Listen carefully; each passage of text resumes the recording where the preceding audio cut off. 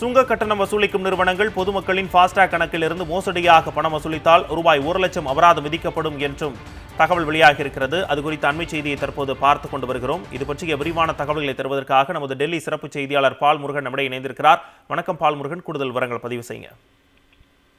அது பொதுமக்கள் பயன்படுத்தக்கூடிய ஆன்லைன் தொடர்பாக பல்வேறு மோசடிகள் நாள்தோறும் அரங்கேறி வருகின்றன. அந்த வகையில் தற்போது ஃபாஸ்டாக் கணக்கிலிருந்து பொதுமக்கள் பயன்படுத்தாத நேரங்களிலும் கட்டணம் வசூலிப்பதாக புகார்கள் எழுந்துள்ளன. இந்த புகார்கள் அண்மை காலமாக அதிகரித்துள்ளது. இதனைத் தொடர்ந்துதான் அப்படி போலியாக கட்டணம் வசூலித்தார் அந்த வசூலிக்கும் நிறுவனங்களுக்கு 1,00,000 ரூபாய் அபராதம் விதிக்க தொடங்கி இருப்பதாக தற்போது தேசிய நெடுஞ்சாலை மேலாண்மை நிறுவனம் அறிவித்திருக்கிறது. அண்மை காலங்களில் பொதுமக்கள் குறிப்பிட்ட சாலைகளில் பயணிக்காத நேரங்களிலும் அவர்களுடைய ஃபாஸ்டாக் கணக்கிலிருந்து பணம் டிடெக்ட் ஆவது கண்டுபிடிக்கப்பட்டிருக்கிறது. இந்த புகார்கள் அதிகரித்ததை தொடர்ந்துதான் தற்போது நடவடிக்கை எடுக்கப்பட்டிருக்கின்றன.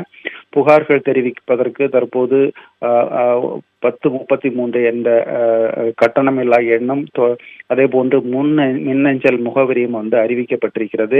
ஏதேனும் புகார்கள் எழுந்தால் அதில் தெரிவிக்கலாம் என்று கூறப்பட்டிருக்கிறது.